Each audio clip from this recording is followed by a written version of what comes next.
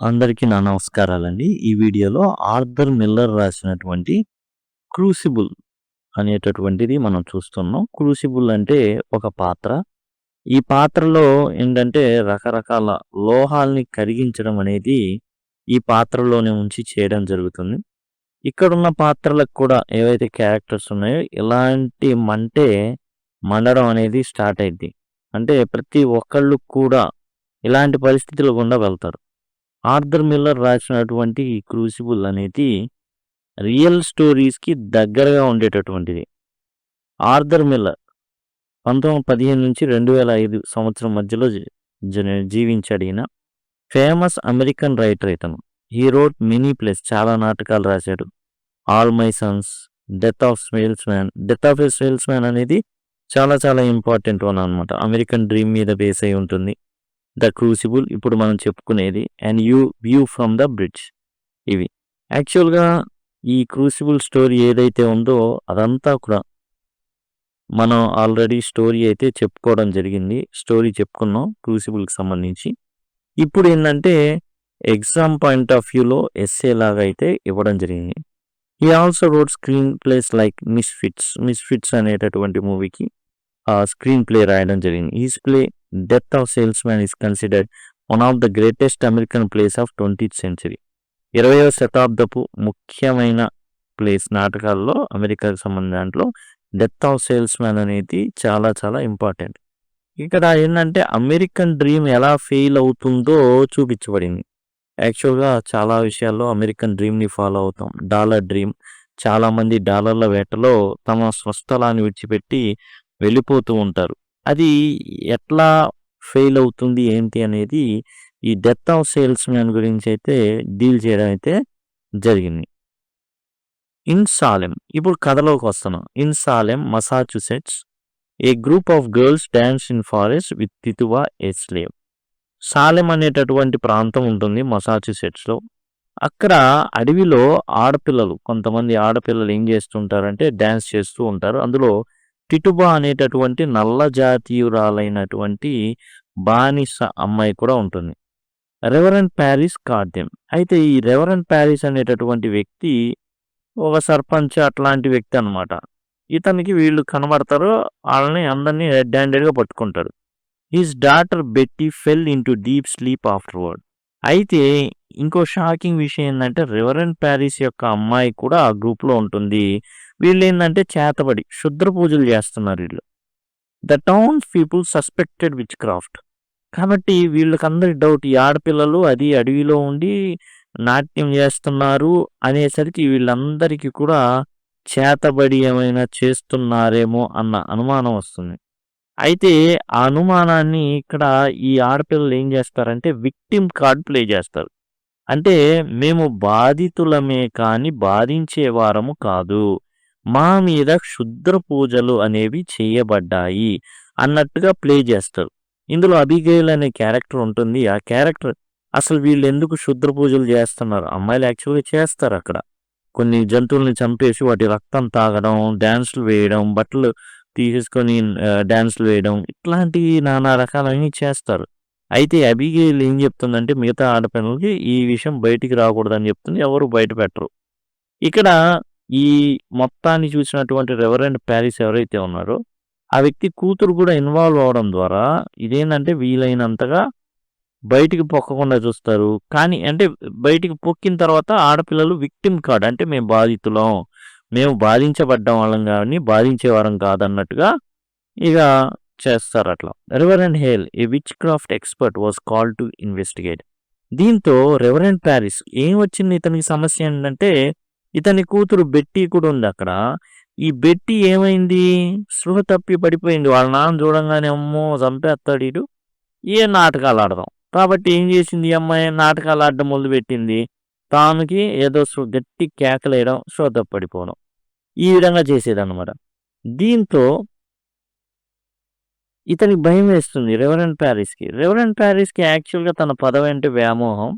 కొంత భయం కూడా ఉంది. కాబట్టి ఎట్లాగైనా సరే దీన్ని ఒక అంటే సొల్యూషన్ ఉండాలి గదా!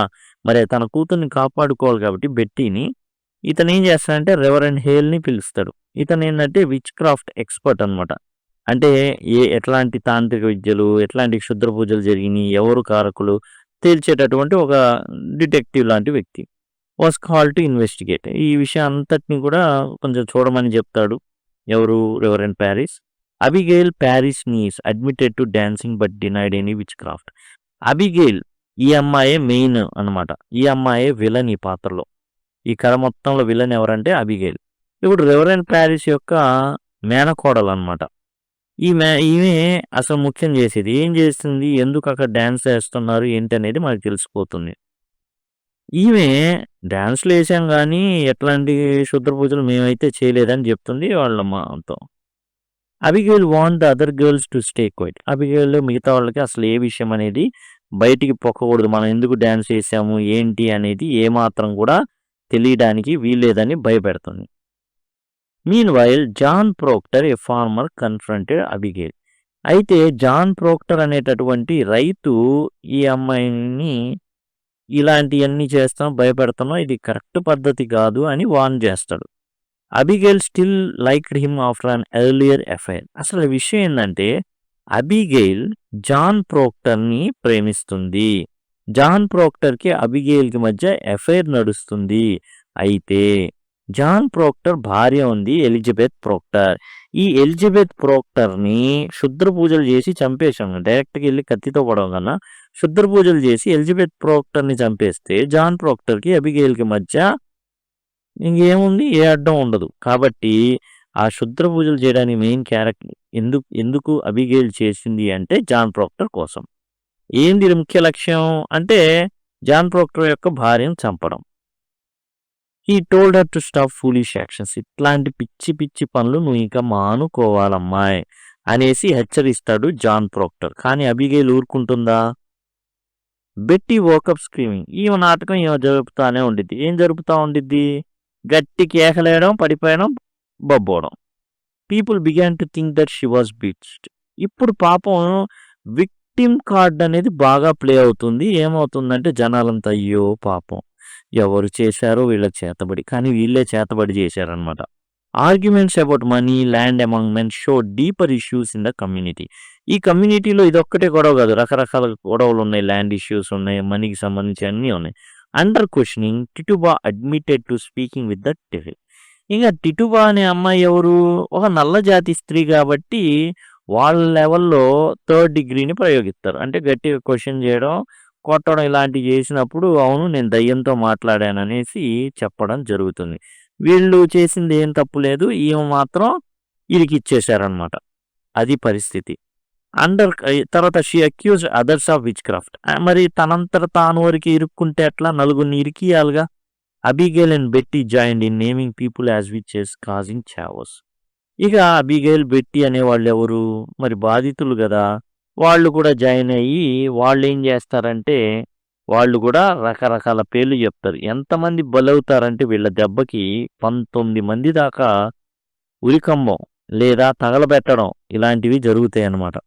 Johne's wife Elizabeth was accused of witchcraft. అసలు ముఖ్యంగా ఎలా ఇప్పుడు దెబ్బ కొట్టాల్సింది ఎవరిని అంటే ఎలిజబెత్ ప్రోక్టర్ని. మరి ఎలిజబెత్ని క్షుద్ర పూజలు చేసి చంపుదాం అనుకున్నారు. అది కుదరలా. ఎందుకు కుదరలా? ప్యారిస్ వచ్చి మధ్యలో చూశాడు కాబట్టి. ఎలిజబెత్ని ఇరికిచ్చేస్తే మనకు చాలా ఇబ్బంది లేకుండా ఉంటుంది. చట్టం తన పని తానుగా ఎలిజబెత్ని చంపేస్తే జాన్తో అబిగెయిల్ హ్యాపీగా ఉండొచ్చు. అది plan B. John brought their servant Mary to court to prove that girls were lying. ఇప్పుడు అబిగెయిల్కి ఎందుకు ఇలా చేస్తుంది అనేది కోర్టు దగ్గర ప్రూవ్ చేస్తే కోర్టు ఏం చేస్తుంది? ఎలిజబెత్ని విడుదల చేస్తుంది. అసలు ఎలిజబెత్ ఎందుకు ఇరుక్కుంది? అబిగెయిల్ అనేటటువంటి అమ్మాయి నేను బాధితురాల్ని, నా మీద చేతబడి చేసింది ఎవరు అంటే ఎలిజబెత్ అని చెప్పడం వల్ల ఎలిజబెత్ని ఇప్పుడు కోర్టు ఏం చేసింది? అరెస్ట్ చేసింది. ఇప్పుడు జాన్ తన భార్యను ఎలా అయినా రక్షించుకోవాలని తన సర్వెంట్ అయిన మేరీ ద్వారా ఏం చెప్పించాడంటే ఈ అమ్మాయి అబద్ధం చెబుతుంది అనేసి ఏం చేసింది? కోర్టులో సాక్ష్యం చెప్పింది. అబిగెయిల్ అబద్ధికురాలండి, అసలు అబద్ధాలే చెప్పిద్ది అనేసి. However Abigail and girls turn on Mary. మరి అబిగెయిల్ డక్కా ముక్కలు తిన్న అమ్మాయి, మామూలు అమ్మాయి కాదు. ఈమేం చేసిద్ది, ఆ చేతబడి చేసిన దాంట్లో మేరీ కూడా ఉంది. మేరీ ఎవరో కాదు, ఎలిజబెత్ ఇంట్లో పనిచేసేటటువంటి ఆమె అనంగానే మేరీ వెంటనే షాక్ గురవుతుంది. ఇదేంది వీళ్ళు నా మీద ఎదురు తిరిగారనేసి ఏం చేస్తుందంటే మేరీ, అయ్యా నాకేం తెలీదు, మా యజమాని అయిన జాన్ ఆయనకి తెలుసు ఈ చేతబడి ఇవన్నీ గురించి, నాకైతే తెలీదని. John confessed his affair with Abigail to expose her lies. దాంతో జాన్ కోర్టుకు రావడం అలసిన అవసరం వచ్చింది. జాన్ వచ్చి జాన్కి అబిగైల్కి మధ్య ఉన్న ఎఫ్ఐఆర్ గురించి చెప్పేస్తాడు. కావాలని నా భార్యను చంపడానికి ఈ అమ్మాయి చేతబడి చేసింది, దాని నుంచి తప్పించుకోవడానికి ఇన్ని అబద్ధాలు చెప్తుంది కాబట్టి అని ఒప్పుకుంటాడు. This made things worse. John was arrested. అయితే జాన్ మాటలు నమ్మిందా కోర్టు అంటే యాక్చువల్గా బాధితులైన వాళ్ళు ఏం చెప్పారు, మేరీ ఫస్ట్ భార్యని ఇరికిచ్చారు. పని మనిషి చేత ఈ అమ్మాయి అబద్ధం చెప్తుందని చెప్పే ప్రయత్నం చేస్తే అందరు అమ్మాయిలు కలిసి ఒకే ఆమెని ఈమె కారణం అని మేరీని చెప్పడం, ఈ మేరీ ఎవరో కాదు ఎలిజబెత్ ఇంట్లో పనిచేసే పని ఆమె అని చెప్పడం. దీంతో ఏమవుతుంది అంటే జాన్ని కూడా అరెస్ట్ చేస్తారు. ఎందుకంటే జాన్ ఇల్లే కదా అది. జాన్ ఏం చెప్తాడు, కథ మొత్తం చెప్తాడు. అయ్యా ఈ అబిగేల్కి నాకు ఎఫ్ఐఆర్ ఉంది, నా భార్యని శుద్ర పూజలు చేసి చంపుదామనుకుంది, నా భార్యని ఇప్పుడు మీ చేత చంపించాలనుకుంటుంది కాబట్టి ఇలా ఏం చేసింది, ఇరికించేసింది, ఈమెకి నాకు ఎఫ్ఐఆర్ ఉందని చెప్తాడు. అసలు కోర్టు ఎట్లా చేయాలి, ఏం చేయాలి, ఏం అర్థం కావట్లా. దాంతో the trials cause unrest and Abigail fled. తర్వాత ఏం జరుగుతుంది అంటే ఇప్పుడు విక్టిమ్ కార్డు కదా ఈ అబిగైల్ కానీ బెట్టి కానీ. విక్టిమ్ కార్డు అంటే మేము బాధితులం, చేసింది వీళ్ళే కానీ మేము బాధితులం అని చెప్పుకుంటా ఓ 19 మందిని ఇరికిచ్చేసి చావు కారణమవుతారు వీళ్ళంతా, గర్ల్స్ అంతా. ఇవి నిజంగా జరిగింది. ఎట్లా అబద్ధాలు అనేవి ఎట్లా ఎట్లా ఎట్లా మనుషుల ప్రాణాలు తీస్తాయో వీళ్ళు మాత్రం వీళ్ళకి ఇష్టమైంది జరగాలి, ఆ రకంగా ఉంటుందన్నమాట. ఇప్పుడు జాన్ అరెస్ట్ అయ్యాడు. మరి ఎందుకు అరెస్ట్ అయ్యాడంటే ఇక్కడ ఓ వింత జరుగుతుంది. భార్యని పిలిపిస్తారు, ఎలిజబెత్ని పిలిపించి, అమ్మ నీ భర్త ఏమంటున్నాడంటే అబిగైల్ అనే అమ్మాయితో మరి ఎఫ్ఐఆర్ ఉందంటున్నాడు అని అంటారు. అదే చచ్చ, మా ఆయనకి అలాంటి ఎఫ్ఐఆర్లు ఏం లేదు, ఆయన శ్రీరామచంద్రుడు లాంటోడు, అసలు మీరు అట్లా అనడానికి లేదంటారు. ఓహో, జాన్ శ్రీరామచంద్రుడే కానీ అబద్ధాలు చెప్తాడు అన్నమాట.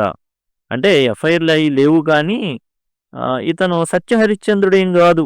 ఎందుకంటే మరి భార్య ఊరుకుంటుందా అండి, ఒక అక్రమ సంబంధం ఉంటే డౌట్ వస్తేనే ఇంకేం లేదు. అలాంటిది కోర్టు వాళ్ళు చెప్తున్నా గట్టిగా చెప్పిందంటే లేదు మంచోడే కానీ అబద్ధం చెప్పాడు కోర్టుకి, కాబట్టి ఈయన్ని కూడా పెట్టేయండి లైన్లో. ఒకవేళ ఉంది అని చెప్తే డౌట్ పడేవాళ్ళు, ఓహో వీడి కోసం అబిగేల్ అబద్ధం చెప్తుంది. సరే, సందట్లో సడేమియాలాగా అబిగేల్ ఏం చేస్తుంది అంటే వాళ్ళ మామ అయినటువంటి ప్యారిస్ చాలా విచారంలో ఉన్నాడు. బెట్టీకి బాగోలేదు, ఇవన్నీ ఘటనలు జరగడం, మరి తనకి పరువు ప్రతిష్టలు ముఖ్యమాయే. వీటితో ఏం జరిగింది, ఈ టైంలోనే సందట్లో సడేమియాలాగా అబిగేల్ ఏం చేస్తుందంటే డబ్బులు తీసుకొని జంపు ప్యారిస్ దగ్గర, మామ దగ్గర. Reverend hail begged the accused to confess to avoid execution.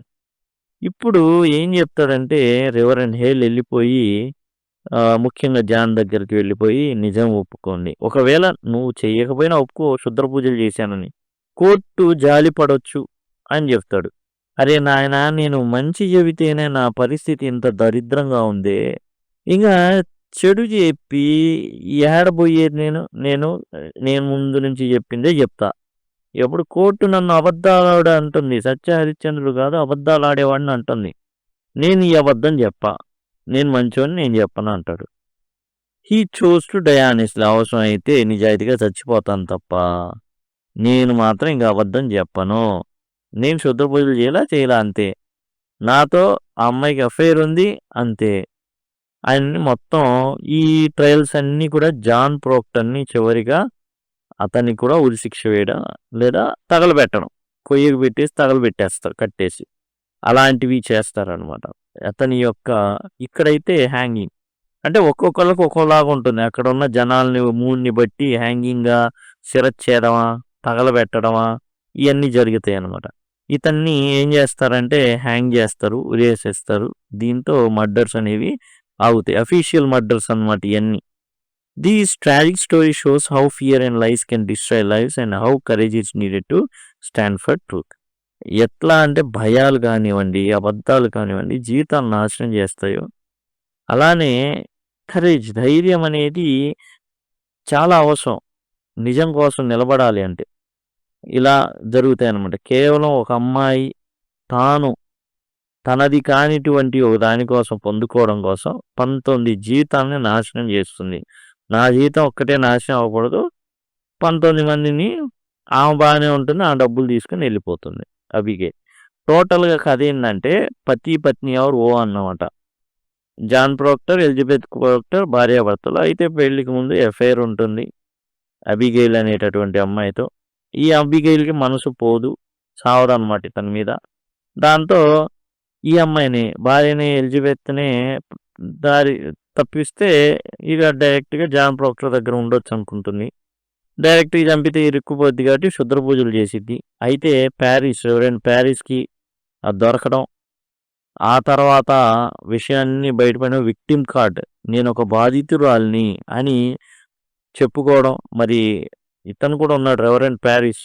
మరి తన కూతురు ఇన్వాల్వ్ అయ్యి ఉంది కాబట్టి ఖచ్చితంగా తానేం చేయలేని పరిస్థితి. హేల్‌ని పంపిస్తాడు. ఏందో తేల్చమంటాడు.